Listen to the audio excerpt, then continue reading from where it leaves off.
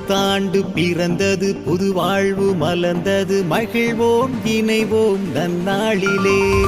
புத்தாண்டு வந்தது, புது வாழ்வு கிடைத்தது, இணைவோம் மகிழ்வோம் இந்நாளிலே.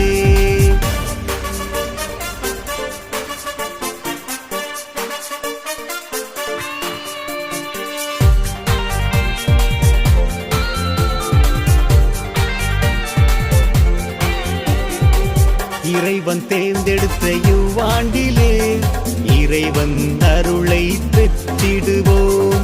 இறைவன் தேர்ந்தெடுத்த இவ்வாண்டிலே இறைவனின் அருளை பெற்றிடுவோம்.